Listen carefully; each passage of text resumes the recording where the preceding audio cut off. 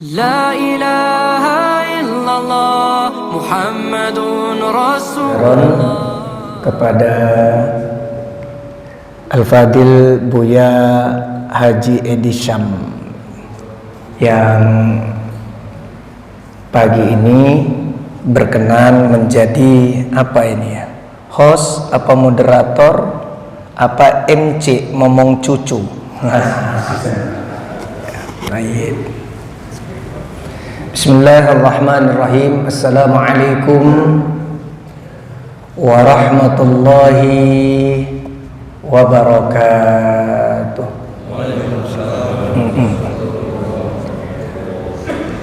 Alhamdulillahilladzi hadana lihada wa ma kunna linahtadiya laula an hadana Allahu laqad ja'at rusulu rabbina bil haqqi wa nudu antilkumul jannatu uristumuha bima kuntum ta'malun. Asyhadu an la ilaha illallah wahdahu la syarika lahu wa asyhadu anna Muhammadan abduhu wa rasuluhu. Allahumma salli wa sallim wa barik ala sayyidina wa nabiyyina Muhammadin sallallahu alaihi wa alihi wasallam wa ala alihi wa sahbihi ajma'in wa man tabi'ahum bi ihsanin ila yaumiddin wa sallim tasliman katsiran adada khalqika wa midada kalimatika fi kulli lamhatin wa nafasin bi adadi kulli ma'lumin laka kullama dzakaraka dzakiruna wa ghafala an dzikrikal ghafiluna. Ya Rasulullah washfa' lana fid dunya wal akhirati fa inna ummatuka wa adrikna bi syafa'atika yaumal qiyamah. Ya ayyuhalladzina amanu taqullaha haqqa tuqatih wa la tamutunna illa wa antum muslimuna thumma amma ba'du. Bapak-bapak haji, ibu-ibu hajah, jamaah salat subuh Masjid At-Taubah Villa Pamulang yang dimuliakan Allah. Kita awali dulu dengan tabarrukan, mengharapkan barokah dari asma Allah. Kita baca basmalah. Bismillahirrahmanirrahim. Banyak sekali nikmat yang Allah limpah curahkan kepada kita. Bahkan misalnya datang seseorang agen organ tubuh ya, dan dia menawarkan sebuah dari sepasang bola mata kita 10 miliar misalnya, dan kita dalam kondisi ekonominya lagi jatuh banget, insya Allah kita tidak akan mau menjual sebelah bola mata kita 10 miliar. Jadi dulu ada kisah di dalam kitab ulama, seorang yang suka mengeluh masalah kehidupan atau ma'isyah dunianya. Kemudian keluhan itu sampailah ke telinga seorang ulama. Ulama itu memanggil si fulan, rojul ini, kemudian dibilang gini, apa yang sedang engkau hadapi? Wah, dia pun menceritakan kaza wa kaza. Sulit ekonomi lah, sufi, sulit finansial. Yang pekan pertama, kedua, ketiga, keempat selalu mengalami tekanan dana rendah. Bukan darah rendah, dana rendah. Ini hati-hati orang-orang sufi nih. Tapi sufi dalam makna bukan at-thariqah ya. Sulit finansial. Finansial, ujungnya sial. Apes Malang gitu ya. Gitu ceritanya. Akhirnya dianalogikan oleh ulama ini begini, ya sudah, Kalau begitu gimana kalau dihargain sebelah dari sepasang bola matamu, mau yang kanan atau kiri, sekian ribu dinar, puluhan miliar, mau nggak? Ya nggak mau ya Syekh gitu. Udah diceritakan akhirnya, gimana ginjalmu kan ada sepasang, ya dibelilah, sebelahnya sekian ratus dinar, sekian miliar. Oh nggak mau gitu. Oh ternyata di tubuh kita ini ya belasan, puluhan, bahkan mencapai ratusan miliar rupiah kalau dirupiahkan ya. Ratusan ribu dinar rupanya. Terus apa yang kita keluhkan? Ada seorang pedagang buah-buahan pakai gerobak gitu ya, gerobak yang sangat sederhana di Somalia. Dia jual buah-buahan ya, Somalia, negara Afrika sana. Dia tulislah di gerobaknya begini, kaifa akhafu faqron, gimana ceritanya aku nih khawatir fakir, wa ana abdun minar rabbi al-ghani, aku ini kan hamba dari Tuhan yang maha kaya raya ya. Allah subhanahu wa ta'ala itu al-ghani, kaya, wal mughni, dan mencukupkan bukan hanya aku, alam semesta dan seluruh makhluknya. Masa membereskan aku seorang gak mampu Allah itu? Kan kurang ngajar juga aku nih sama Allah seolah-olah begitu ya. Jadi nggak usah khawatir, kita punya Tuhan itu al-ghani wal mughni. Dia kaya raya, nggak butuh makhluknya, dan dia yang justru mencukupkan alam semesta dan seluruh makhluknya, nggak ada yang kelewatan. Dan kita punya Nabi Muhammad sallallahu alaihi wasallam. Kalau kita banyak-banyak selawat dan salam kepadanya, nggak bakalan nih ya susah hidupnya. Kalaupun faktanya sedang kejatuhan ekonomi tadi, menganut aliran sufi sulit finansial, selalu ya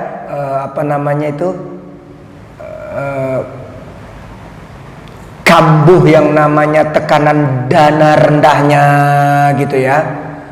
Kemudian macam-macam lah ujian ini. Tapi kalau kita gemar berhadiah salawat dan salam kepada Nabi Muhammad SAW, nanti Allah selesaikan itu semua permasalahan kita. Nih di riwayat Ad-Damiri, bukan Ad-Darimi ya, Ad-Damiri. Rasul SAW menjelaskan, man shalla alayya khamsami'ati marratin, siapa hamba Allah, umatku ini orang Islam, laki-laki muslim, perempuan muslimah, setidaknya sehari semalam 500 kali berselawat kepadaku. Ini kelasnya kelas PAUD, ini kelas PAUD dan TK, 500 kali. Nah karena wajah-wajah kita ini wajah-wajah kreditan, maka dicicil aja sehari semalam, nggak harus sekali duduk gitu ya kan. Kan kita demen kredit nih wajah-wajah kita ya, termasuk saya. Bukan saya menceritakan Pak Haji Bu aja, bukan ya, jangan baperan. Jadi 500 ini minimal kalau ngaku hamba Allah, ngaku umat Nabi sallallahu alaihi wasallam sehari semalam sejak bangun tadi itu.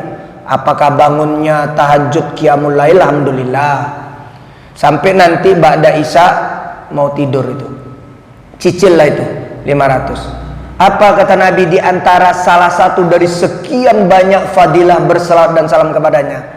Lam yaftakir abadan, enggak pernah ngalamin kesusahan seumur-umurnya, enggak bakalan fakir. Fakir tuh enggak pernah merasa cukup, artinya enggak pernah merasa cukup, walaupun sarana, prasarana, fasilitas ya, infrastruktur semuanya melimpah, tapi hatinya itu nggak cukup aja, susah aja, itu fakir juga namanya gitu ya. Apalagi udahlah miskin, nggak tahu diri. Wah, itu namanya al-fakiru al-murakkabu. Wah, ini fakir kuadrat nih Bu ya. Gitu ya. Alias kurang ajar sama Allah dan miskin, banyak tingkah pula gitu kan. Nah, ini bahaya ini. Ini kalau berselawat ini nggak bakalan susah kata Nabi. Makanya sahabat-sahabat itu dulu ya, dia itu karena Rasulullah SAW itu masih hidup, walaupun nggak bertemu fisik, walaupun juga kadang-kadang agak jauh mereka di negeri Syam, Nabi SAW ada di Madinah gitu. Tapi kalau mereka rasanya kangen, rasanya suntuk, rasanya galau kata anak-anak sekarang, atau andilau antara dilema dan galau, kata tah siapa itu yang bilang gitu, udah dia selawat saja kepada Nabi SAW. Kalau memang dekat, dia akan ziarah, berkunjung menemui Nabi SAW. Itu sudah obat itu gitu. Lah kita kan sekarang kalau mau ketemu Nabi SAW ya tinggal pusaranya di Masjid Madinah Nabawi sana kan ya. Nanti keluar di daerah pengimaman ada kubah hijau. Ya bayangkan sajalah di bawah kubah hijau itulah ada Rasulullah SAW, ada sahabat Abu Bakar, ada sahabat Umar radhiyallahu taala anhuma gitu kan ya. Itulah makanya kita galakkan, gaspol, ya geber, kemudian kampanyekan, sosialisasikan, edukasikan, iklankan yang namanya selawat dan salam kepada Nabi Sallallahu Alaihi Wasallam. Ulama itu ya, kami perhatikan dalam kitab tentang keagungan diri Rasulullah Sallallahu Alaihi Wasallam dan juga fadilah berselawat kepadanya. Ada itu khusus-khusus gitu aja itu ceritanya. Bahkan ada yang seperti Syekh Yusuf An-Nabhani itu, fadlus salati ala nabi, itu keutamaan berselawat aja, dikeluarkan hadis-hadisnya dan penjelasan ulama itu. Ya. Itu dikatakan begini, ya. Huru-hara keblingsatannya hidup kita ini secara pribadi. Kemudian keluarga, kemudian secara warga di mana kita berdomisili, sampai sebagai seorang warga negara sebuah bangsa. Itu huru-hara, nggak karu-karuan, carut marutnya itu karena dua saja kata ulama. Yang pertama, kurang minta rahmat Allah. Yang kedua,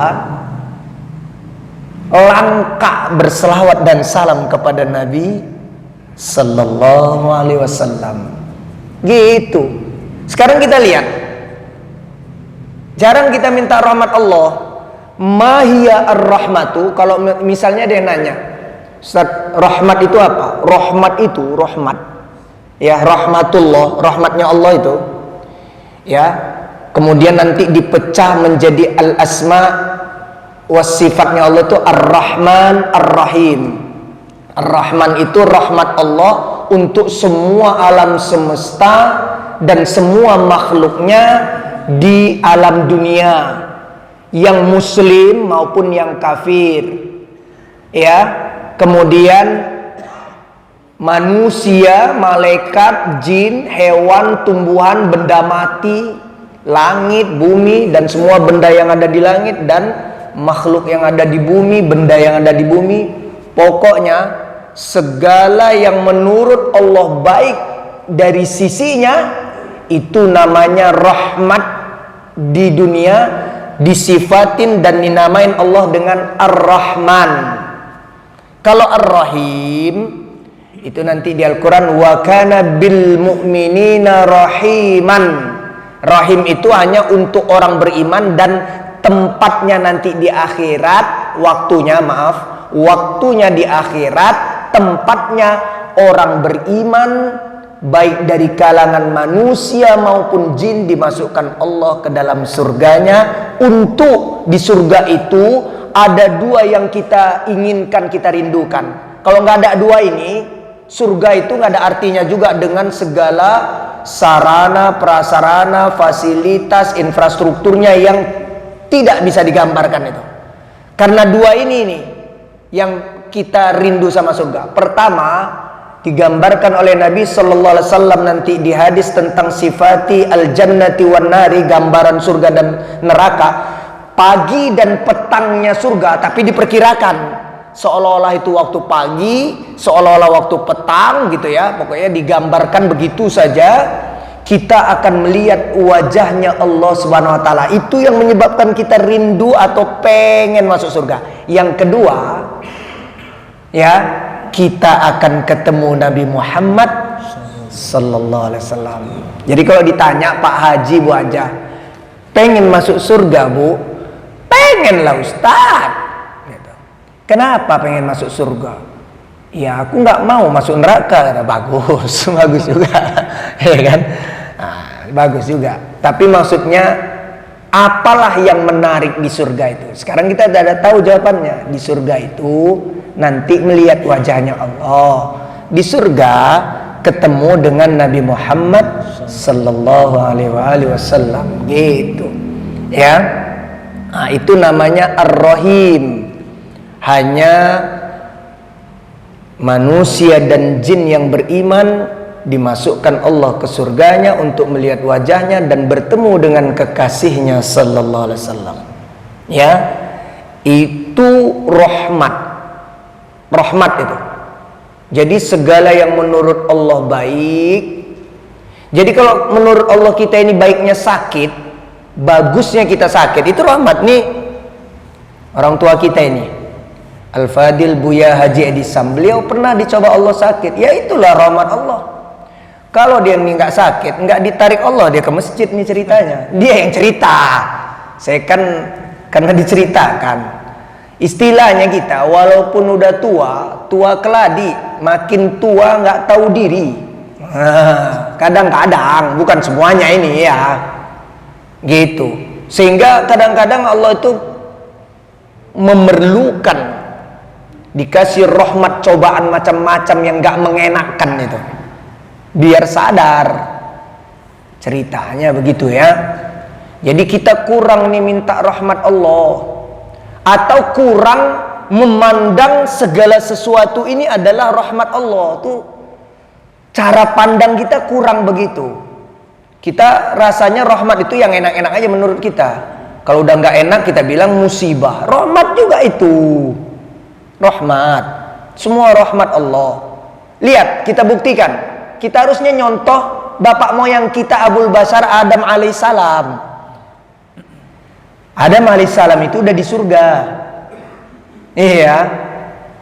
Ada 2 poin besar kenapa tergelincir dari surga. Pertama, iblis itu akhirnya bersumpah atas nama Allah bahwa dia nasihat katanya. Itu yang Adam pun lemah jadinya. Udah bawa-bawa nama Allah. Jadi terlalu percayalah Adam itu. Bersumpah iblis itu, Azazil itu, Harith itu. Demi Allah Adam. Ya, aku nih nggak ngarang loh. Aku nih nasihat kepadamu. Khuldi itu, nama pohon itu kan dan buahnya itu kan khuldi, khuldun itu kan iblis yang ngasih nama, bukan Allah yang ngasih nama. Allahnya bilang syajarah, ini pohon jangan coba-coba dekat ya Adam. Bilang juga sama istrimu itu. Apalagi sampai mau tahu, apalagi dipetik dimakan pula, jangan gitu. Allahnya bilang syajarah, pohon gitu aja. Khuldi itu penamaan dari iblis itu. Jadi dibilang sama iblis, demi Allah Adam, aku nasihat loh. Kenapa Allah larang kamu dekat-dekat pohon itu? Itu pohon itu namanya khuldun, kekal. Kalau kamu makan, kamu akan kekal di sini. Allah nggak pengen kamu kekal. Dibohongin nama dia. Dibohongin nama iblis. Yang kedua, lemahnya Adam alaihissalam, masuklah iblis lewat istrinya. Nah, kita ini suami-suami ini suka lemah di hadapan istri kita. Gayanya aja kayak saya ini sok hebat di luar rumah ya kan. Nah, maka kita bukan suami luar biasa, suami yang biasa di luar. Karena di rumah kena omelin kita ini, nggak berdaya. Makanya di luar kita buatlah komunitas. Ini Buya Haji nih, insya Allah adminnya ini. Komunitasnya namanya ISTI, Ikatan Suami Takut Istri. Isti ya, Ikatan Suami Takut Istri. Gitu ceritanya. Nauzubillah ya. Ya gitu, kita ini memang banyak lemahnya berhadapan dengan istri kita ini. Nah, itulah tergoda Adam alaihissalam. Lihat, kita contoh nih, ketika turun di muka bumi, diajarkan Allah diantaranya lafal taubat, lafal istighfarnya. Apa yang diminta sama Adam? Rahmat. Rabbana zalamna anfusana. Ya Allah, aku zalim, istriku pun itu zalim kami ini. Wa illam taufir lana, kalaulah engkau tidak berkenan memaaf ampunkan kami. Wa tarhamna, dan kalaulah tidak kau curah limpahkan rahmatmu kepada kami, lanakunanna minal khasirin, rugi kami dunia akhirat. Begitu. Yang diminta rahmat. Kenapa nggak kita contoh itu bapak moyang kita? Udah nggak usah terlalu detail-detail doa itu, rigid-rigid. Bukan berarti nggak boleh sepenuhnya. Yang diperbanyak itu muji Allah dalam doa, minta rahmatnya, berselawat kepada Nabi, akui dosa kita. Itulah poin terbesar kalau doa itu. Beres itu urusan. Lihat Ashabul Kahfi, rajanya kafir, musyrik, memaksakan rakyatnya harus beragama seperti rajanya. Dikasih oleh Allah ilham untuk mengungsi ke gua. Apa yang mereka minta? Rahmat yang mereka minta. Baca itu surat Al-Kahfi itu ayat 10. Rabbana atina min ladunka rahmatan. Ya Allah, karuniakan kami rahmat dari sisimu. Wahayyi lana, dan perbaikilah. Wahayyi itu wa aslih atau wa yassir, mudahkanlah ya. Wahayyi lana min amrina rasyadan, untuk kami memperoleh hidayahmu yang lurus itu. Yang dimintanya rahmat. Jadi kalau udah kalang kabut kita ini minta rahmat. Udah. Yang kalang kabutnya itu misalnya ditipu orang, kejatuhan ekonomi, ditinggal wafat anggota keluarganya, itu dibayangkan aja. Yang diomongin itu rahmat. Ya Allah, rahmatinlah aku dan keluarga besarku. Bayangkan itu. Hutang. Nah gitu. Minta rahmat supaya kita yang hutang, Allah yang bayar hutang. Walaupun kita agak kurang ajar tuh sama Allah. Kita yang hutang, Allah suruh bayar. Ya, utangnya utang apa itu? Pinjol lagi ya. Sekarang lagi tren pinjol, judol gitu ya, judi online, pinjaman online, naudzubillah ya. Gitu. Minta rahmat itu, kita kurang minta rahmat itu, jadinya kacau hidup ini. Lihat itu kata Nabi juga di riwayat Al-Bukhari. Wahai sahabat-sahabatku, manusia-manusia yang beriman, nanti di akhirat kalian nih masuk surga bukan karena amal, kata Nabi. Kalau mengandalkan amal semata, surganya selama beramal aja lah. Misalnya Buya dikasih katakanlah 1 abad umurnya, 100 tahun. Karena amalnya masuk surga, ya udah 100 tahun aja di surga. Selebihnya keluar dari surga gitu. Tapi karena rahmat Allah masuk surga itu. Gitu kata Nabi. Terus ditanya sama sahabat, engkau juga begitu? Iya, aku juga masuk surga karena rahmat Allah, bukan karena aku jadi nabi, aku beramal, aku berdakwah, bukan. Karena rahmat Allah. Jadi kita ini nggak karu-karuan nih karena kurang minta rahmat Allah. Yang kedua, tadi yang pembukaan tadi masalah selawat itu. Kurang kita berselawat kepada Nabi sallallahu alaihi wasallam. Padahal yang nyuruh selawat itu siapa? Siapa yang nyuruh selawat, Pak Haji, Bu Haja? Allah. Al-Ahzab 33 ayat 56. Ya ayyuhalladzina amanu sallu alaihi wa sallimu tasliman. Wahai hambaku yang beriman. Allah manggilnya pun istimewa, karena hanya hambanya yang beriman ada keterkaitan dengan panggilan Allah dan ada merasa hubungan spesial dengan Nabi Sallallahu Alaihi Wasallam. Kalau bukan orang beriman, nggak ada itu. Makanya Allah panggil amanu bukan aslamu. Gitu. Itu undangan seruan istimewa dari Allah, juga itu sebenarnya panggilan Nabi Sallallahu Alaihi Wasallam ngadu kepada Allah. Ya Allah, mana ya yang ngaku-ngaku jadi hambamu beriman, ngaku jadi umatku, ngikutin dan menghidupkan sunnahku, kok nggak ada dia kirim paket selawat ya kepadaku. Makanya dipanggil Allah jadinya. Dan kata ulama, yang gemar berhadiah selawat dan taslim kepada Nabi Sallallahu Alaihi Wasallam itu memang dia sedang disebut-sebut Nabi itu. Ya, manalahnya Edisam ini. Katanya hamba Allah, umat Nabi, katanya ormas, orang masjid, suka di masjid, tapi kok nggak selawat di sama aku. Nah, nanti dikasih oleh Allah hidayah ke hati, digerakkan, terus selawatlah dia. Gitu. Ya, tapi faktanya Allah nyuruh kita berselawat, ya, dan juga mendoakan salam. Allah duluan yang selawat. Innallaha wa malaikatahu yusalluna 'alan nabi. Allah duluan. Gitu, bukan Allah nyuruh aja, Allah duluan. Itulah kata ulama. Menurut Allah, selawat itu lebih penting daripada sholat. Menurut Allah. Maksudnya Allah kan nggak sholat, Allah nggak puasa, Allah nggak haji, tapi kita kan disuruh kan sholat, suruh puasa Ramadan, suruh haji bagi yang mampu, zakat bagi para muzaki. Tapi Allah sholat enggak. Allah nggak bakalan. Mau sama siapa Allah sholat? Kan kita sholat untuk Allah. Kalau Allah sholat untuk siapa? Kita puasa juga dipersembahkan untuk Allah, haji juga. Kalau Allah untuk siapa? Tapi Allah suruh kita selawat, Allah berselawat kepada kekasihnya Nabi Muhammad Sallallahu Alaihi Wasallam. Gitu. Sampai kata ulama masalah rahmat tadi, saya bahas dulu rahmatnya. Kalau kita ini udah nggak punya apa-apa rasanya, teman menjauh, kan apa Buya bilang itu? Istilah orang Melayu kita, kalau dekat wangi kembang katanya, ya kan? Kalau jauh ya.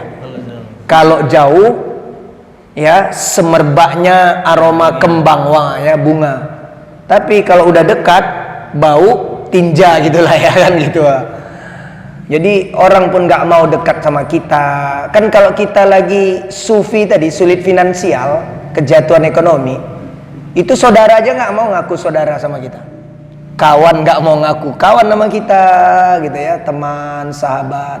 Tapi kalau kita lagi banyak harta, banyak duit, semua orang ngaku saudara, semua ngaku teman, datang semua. Itu istilahnya ada gula ada semut, gitu kan ya. Jadi kalau udah susah nih, rasanya gelap semuanya nih ya, ini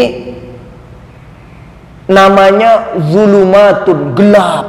Jadi alhammu wal ghammu wal hazanu wal fakiru wal miskinu, ya, ini semuanya zulumatun, gelap.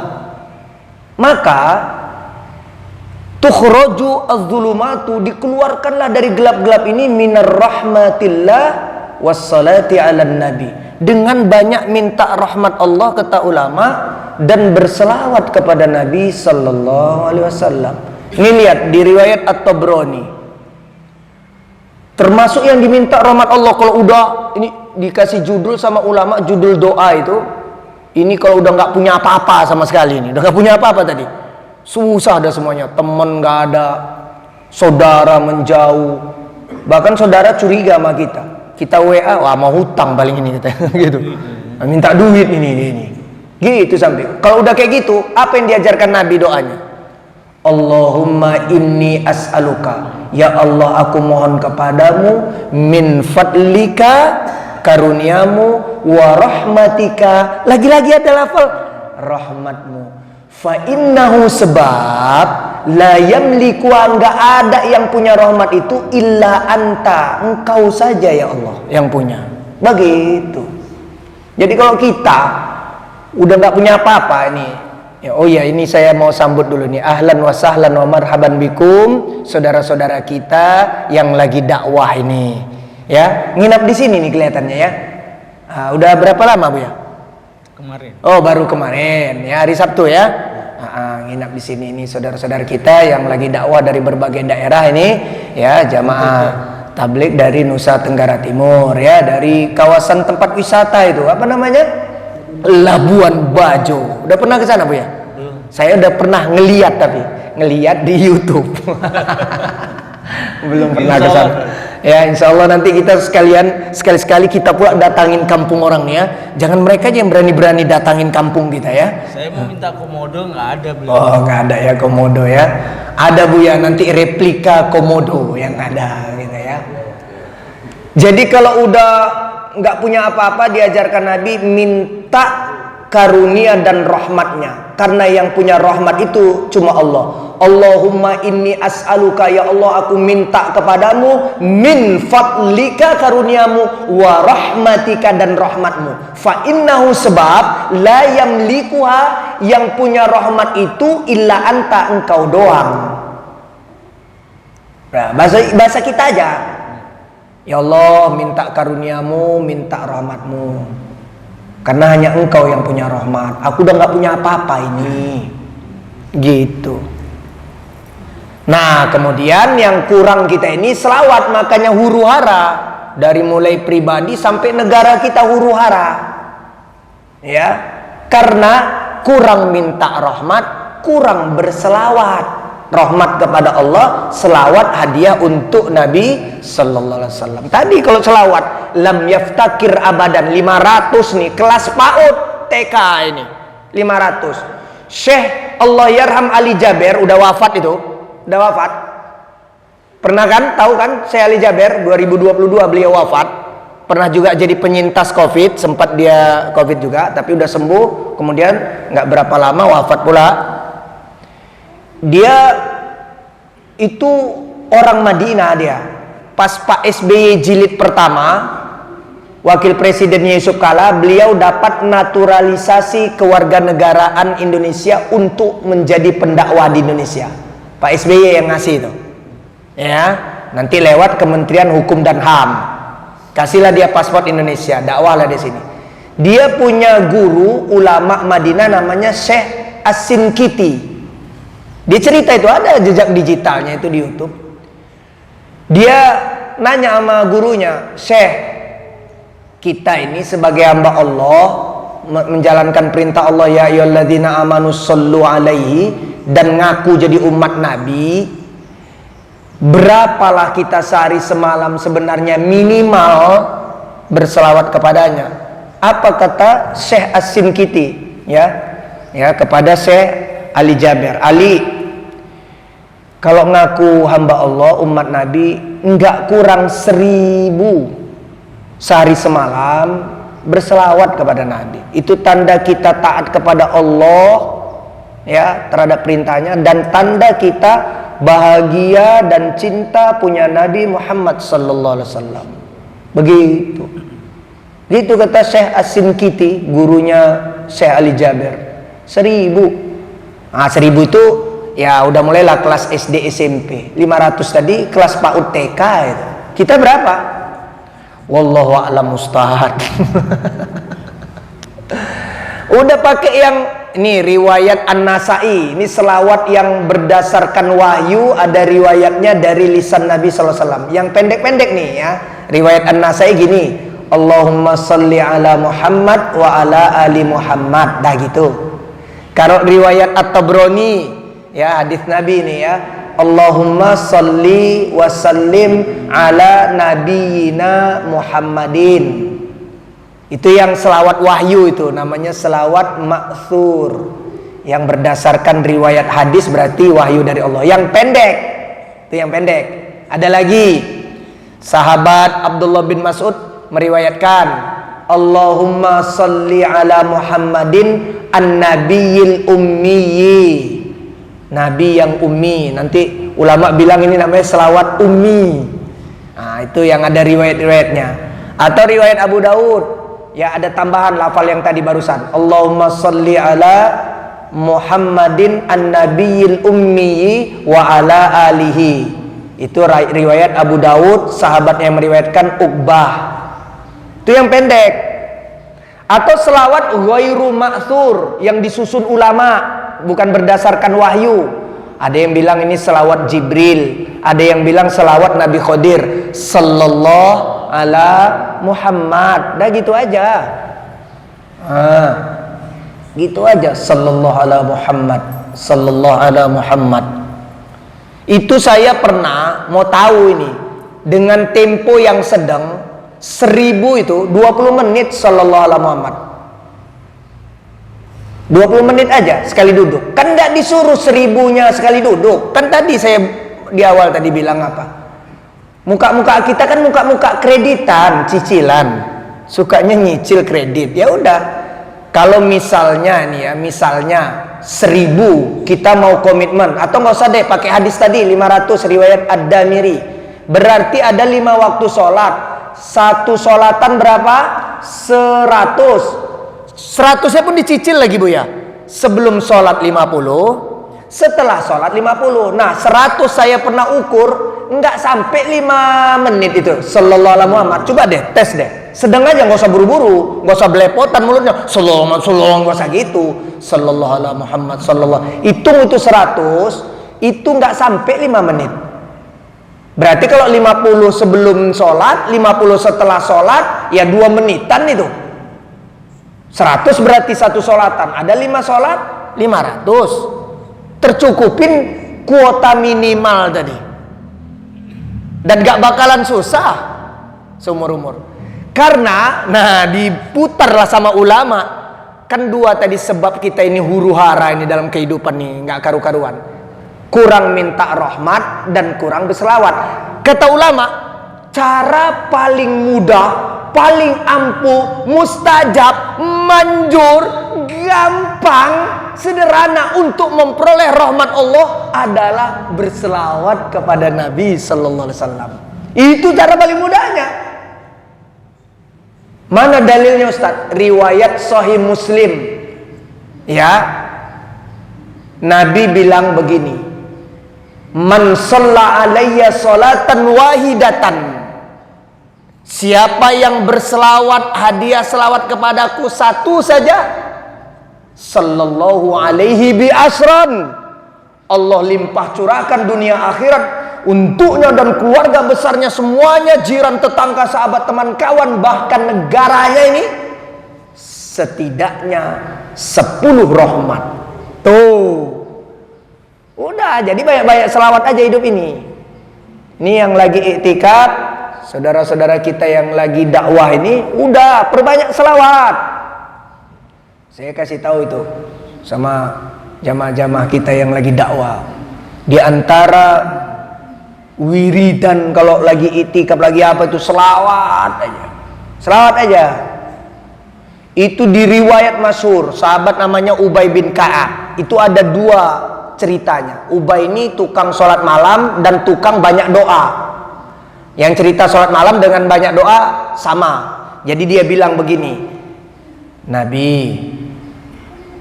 saya ini kan sholat malam.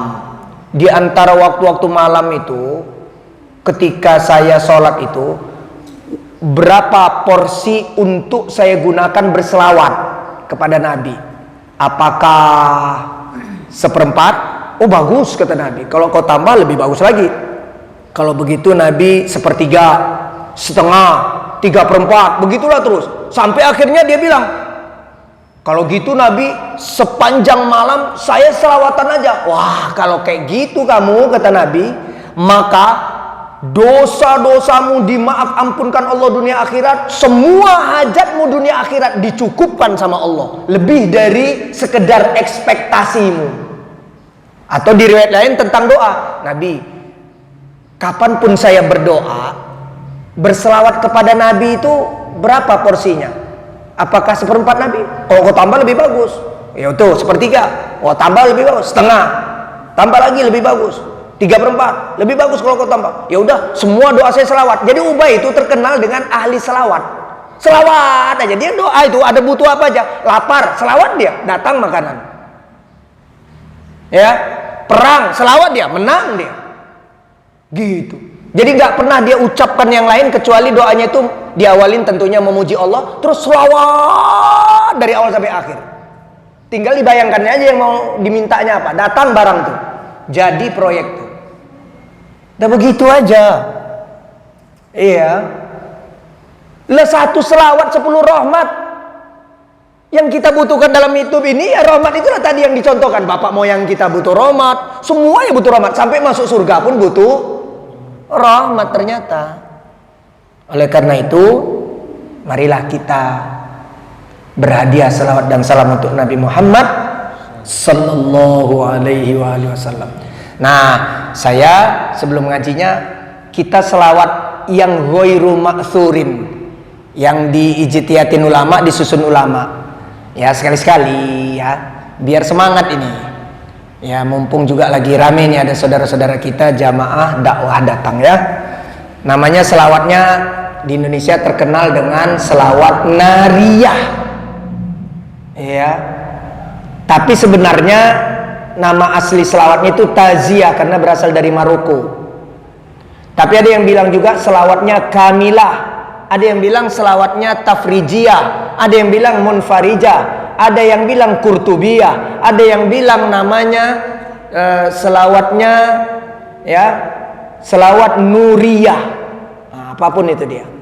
Nah ya, kalau mau ikut, kalau nggak dengar saja. Insya Allah kayaknya pada hafal deh selawat nariyah ini. Ya bismillahirrahmanirrahim. Allahumma salli salatan kamilatan wa sallim salaman tamman ala sayyidina Muhammadin alladhi tanhallu bihil uqadu wa tanfariju bihil kurabu wa tuqda bihil hawaiju wa tunalu bihir raghaibu wa husnul khawatimi wa yustasqal ghamamu biwajhihil karim wa ala alihi wa sahbihi fi kulli lamhatin wa nafasin bi'adadi kulli ma'lumin lak. Allahumma salli wa sallim wa barik ala sayyidina Muhammadin wa ala alihi wa sahbihi ajma'in. Ya. Ya dikit lagi. Selanjutnya ya kita ngajinya ya. Gitu. Kita pembahasan tentang fikih bersuci ya masih ya. Jadi masih pembahasan seputar bersuci bulan lalu. Jadi bersuci itu dalam kitab Al-Fiqhu Al-Muyassaru fi Daw'il Kitabi was Sunnati ini ya, fikih praktis berdasarkan perspektif Al-Quran dan Sunnah, i'dad nuhbatin minal ulama, kompilasi para ulama ini. Jadi bersuci itu ada dua, ada bersuci secara maknawi, maksudnya substansi atau esensi, yaitu akidah kita harus suci, harus bersih dari syirik, kufur, maksiat, fasik, pokoknya segala yang buruk-buruk itu. Dan ada bersuci atau bersih-bersih hissiyah indrawi, anggota badan. Ya. Kemudian ya dijelaskan lagi bersuci secara indrawi, anggota badan hissiyah, toharatun ya, hissiyatun, secara hissiyahnya ada dua, bersuci dari hadas dan bersuci dari khobath. Khobath itu najis. Nah, kemudian udah dijelaskan hadas ada dua, ada yang kecil, ada yang besar. Yang kecil cara membersihkan mensucikannya dengan berwudu. Jadi hadas kecil itu sifat ya yang menempel pada badan kita yang menghalangin sholat ya. Sifatnya itu seperti kita dalam keadaan habis BAB buang air besar, BAK buang air kecil, habis kentut. Nah, sifat itu sebenarnya kerjaannya itu abstrak kelihatan, tapi sifat yang dimiliki bahwa kita sedang berhadas kecil itu sifat pekerjaannya konkret, aktivitas bekerjanya konkret, tapi sifatnya kita abstrak kalau sedang hadas kecil. Misalnya di antara kita ini mungkin ada yang sudah batal wuduknya, flatus, kentut. Itu pekerjaan kentut itu sebenarnya konkret ya, kerjanya itu ya, bagian belakang kita itu kan bergerak, dia keluar gitu. Tapi kemudian kita mengalami sensasi hadas kecil, itu abstrak, nggak kelihatan ya gitu. Kita habis buang air kecil, buang air besar, itu konkret aktivitasnya. Tapi kemudian kita mengalami hadas kecil, itu tidak kelihatan alias abstrak. Kemudian hadas besar itu ya mimpi basah laki-laki, bercampur halal suami istri, perempuan lagi haid dan nifas. Pekerjaannya itu konkret, tapi mengandung ya, mengalami hadas besar itu abstrak. Kita kan nggak tahu. Misalnya di jalanan kita nggak tahu siapa perempuan yang lagi haid itu, kan nggak tahu kita. Emang kacamata kita tembus pandang, bahaya pula. Ya, kacamata Google itu lagi diciptakan itu bisa tembus pandang, tapi bahaya pula itu. Jadi maksiat nanti. Transparan semuanya pakai orang, kan jadi bahaya itu, maksiat mata. Nah itu ya, itu namanya bersuci indrawi ya dari hadas. Kemudian dari khobath ya, khobath itu najis. Najis itu yang menempel di badan, menempel di pakaian, menempel pada tempat yang akan digunakan sholat. Kemudian nanti dalam ilmu fikihnya sebagian ulama mazhab membagi, ada namanya najis mukhaffafah, khobathun ya mukhaffafun, atau najisun mukhaffafun, najis yang ringan. Itu najis air kencing bayi. Ini yang dibahas air kencing, bukan tinja ya. Air kencing bayi, laki-laki maupun perempuan yang masih ASI murni, air susu ibu saja, belum PASI. PASI itu pendamping ASI. Jadi minum ASI juga, tapi sudah mulai ada dikasih pisang, biskuit atau apa, makanan bayi. Batita bawah 3 tahun itu. Itu bukan. Jadi airnya air kencing, bukan tinjanya bayi, ya urinnya. Terus dia masih nyusu murni, nyusu doang. Nah nanti kalau laki-laki caranya begini, kencing, misalnya di pakaian kita, itu kalau di hadis ambil air itu dipercikkan saja, cek gitu, percikan.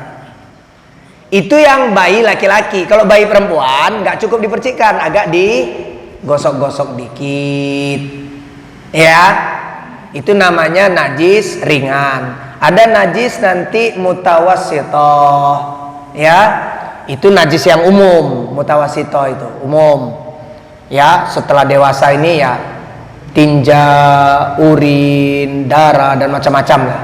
Baru najis mughaladha atau mukabbara, najis besar, liur anjing, terus babi dan seterusnya.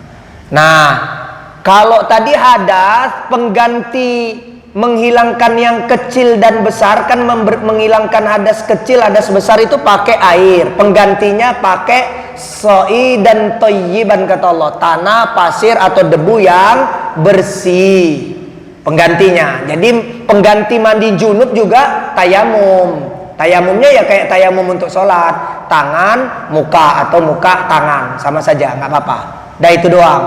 Ya, jadi kalau lagi hadas besar, junub, tapi nggak boleh kena air, ya udah pakai tayamum dan nggak semua badan. Kita udah bahas bulan lalu. Bukan kok disiramin pasir atau tanah badannya, bukan. Wajahnya dan tangannya diusap dengan debu. Ya, itu penggantinya. Kalau khobath atau najis itu pakai air. Ya, tapi yang mughaladhah, mukabbaro yang gede, airnya nanti ya jadi 7 kali air, yang ke-8 atau dia boleh yang pertama ditaruh atau dia di tengah, boleh terserah. Airnya harus dicampur dengan tanah atau pasir, namanya disamak. Begitu. Ya, supaya kita faham ini, ya. Tapi ada kalanya juga kalau nggak ketemu air, ada najis, misalnya nih, maaf nih, ada kayak kencing kucing gitu, dan nggak menemuin air untuk mengguyurnya, maka bisa digantikan juga. Ini yang khobas ya, yang najis. Saya tidak bicara lagi hadas. Itu bisa pakai pasir atau tanah tadi. Jadi zona yang dikencingin kucing, taruh itu tanah, jangan dibuat melebar-lebar kemana-mana.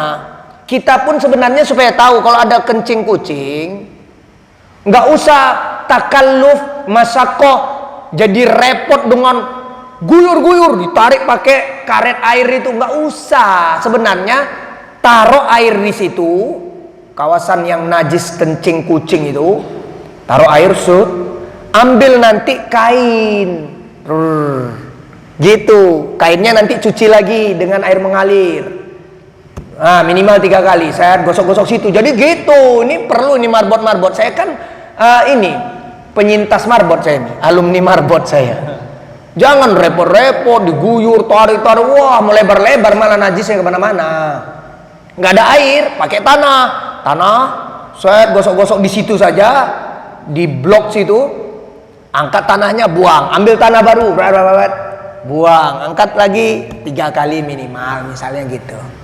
Gitu ya cara kita membersihkan najis. Dan najis yang selalu di sekitar kita ini najis mutawasito, ya kencing, tinja, muntahan, darah, ya yang sekitar itu saja.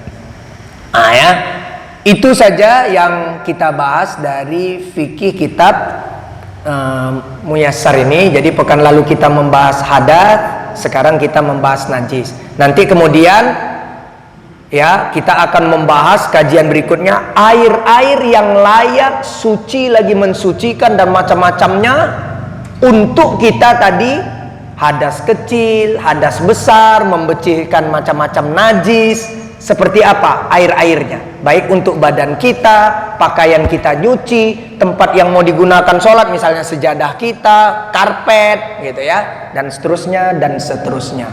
Wallahu a'lam bissawab. Mungkin mau munaqashah, diskusi dulu, tanya jawab, silakan.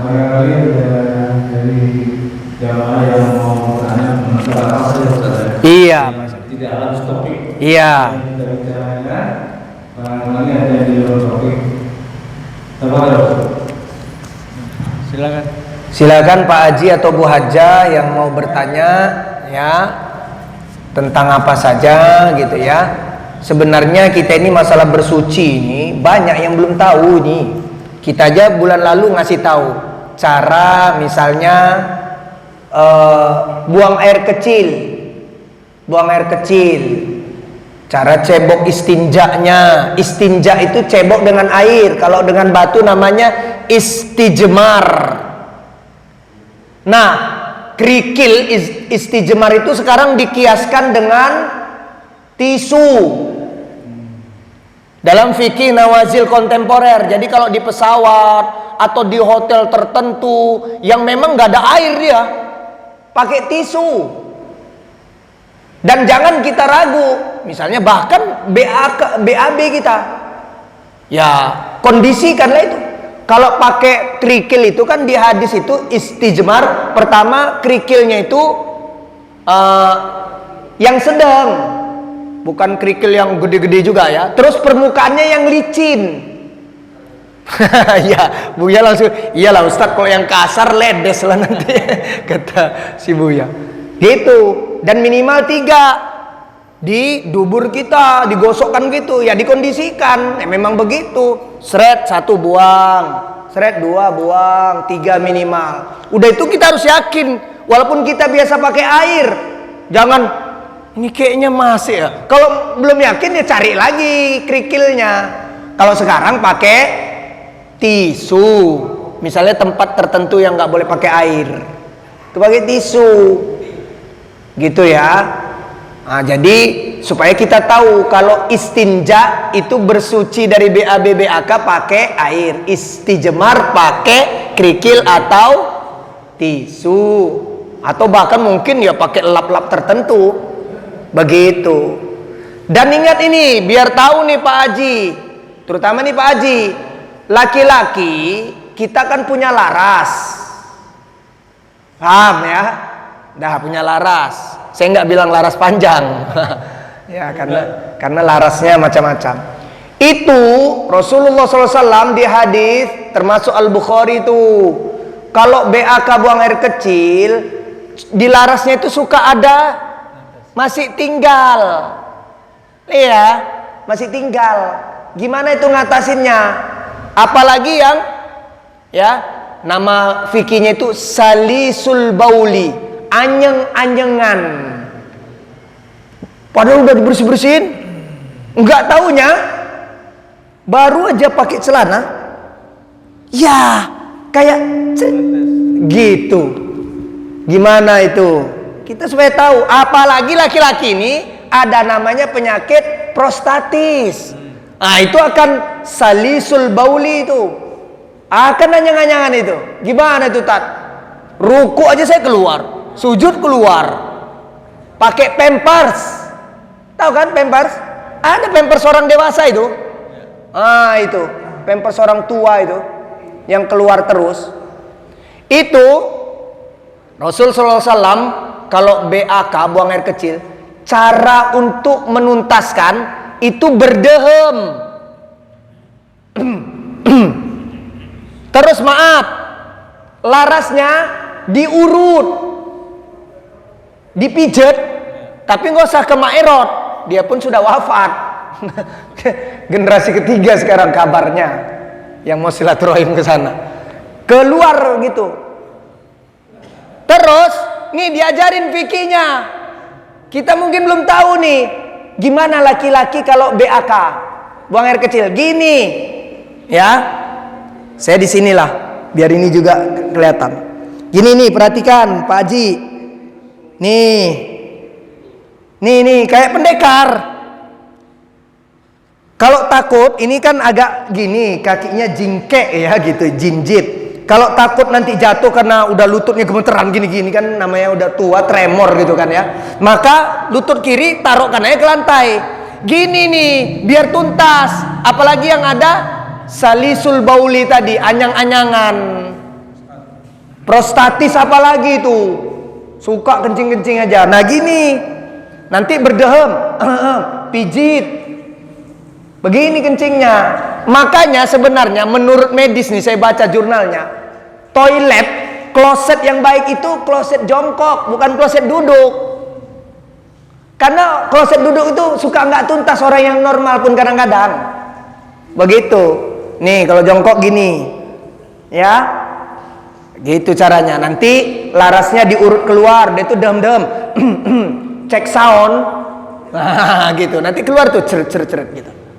Ya, nanti kalau udah berdiri, kok masih lagi ya pijit lagi, atau dehem lagi, gitu, biar tuntas, biar nggak tertinggal. Tertinggal kan bikin kita jadi ragu tuh, waduh najis lagi nih, gitu. Kalau memang salisul baul, terutama kita laki-laki, kecenderungan lemah prostatnya kalau udah tua walaupun tidak ada penyakit prostat, maka nanti solusinya pakai pampers. Sholatnya dalam keadaan najis, Iya, itu ada perempuan sahabiah belasan tahun, ya, dia bukan haid, istihadoh, keluar darah terus di luar darah haid belasan tahun, sampai dulu belum ada pembalut. Jadi kata Aisyah juga, kami perhatikan perempuan itu, katanya Aisyah bilang dia sholat ditaruh ember di bawahnya, netes-netes, tes. Itu ditendang setan rahimnya. Kan ditanya kepada Nabi di hadis itu, Nabi, istihadoh itu apa? Oh, di sekitar rahim perempuan itu syarat dengan darah, sama setan ditendang, dus, jadi gugur darah-darahnya sebelum waktunya darah haid. Jadi dia belasan tahun darah tiap hari. Nanti ngukurnya darah haidnya, dulu dia pertama dapat haid pekan pertama, kedua, ketiga, apa keempat. Udah itu berapa lama? 5 hari, 6 hari, 7 hari. Itu aja yang dihukumin darah haid. Selebihnya adalah istihadoh. Istihadoh itu keluar darah terus. Dulu nggak ada pembalut. Jadi sholatnya dikasih ember sini, dia agak ngangkang, tus netes gitu. Sholatnya najis, sah. Itulah yang salisul bauli, anyang-anyangan keluar terus. Tapi kalau sekarang ya kita enak, udah ada pembalut, nggak langsung netes-netes kita kayak zaman dulu lagi. Wah, nggak boleh pembalut, bid'ah, dolalah finnar. Kayak dulu aja kasih ember, wah, terus netes air urinnya, nggak gitu juga lah. Sekarang kan sudah ada pembalut, jangan bid'ah-bid'ahan gitu. Jadi sholat dalam keadaan najis itu karena ada uzur syar'i. Kita banyak nggak tahu, nanti kita diskusikan aja lah Ramadhan, apa menu kita punya ini ya. Kayaknya udah nunggu-nunggu itu ya. Nah, demikian kita tutup aja ya. Ajibu aja, nanti kalau mau tanya-tanya kita di situ silaturahim ya, orang-orang tuaku, para jamaah yang sedang dakwah kita nanti join di situ. Silakan kalau mau sholat ya, isyraq dulu, tafadhol gitu ya. Demikian. Mari kita tutup dengan hamdalah, alhamdulillah rabbil alamin. Kita berselawat dan salam untuk Nabi kita, Allahumma shalli wa sallim ala nabiyina Muhammadin wa ala alihi wa sahbihi ajma'in. Penutup semua kegiatan kita, subhanakallahumma wa bihamdika asyhadu an la ilaha illa anta astaghfiruka wa atubu ilaika wal afu minkum wallahul muwafiq ila sawa'is sabili. Wassalamu alaikum warahmatullahi wabarakatuh.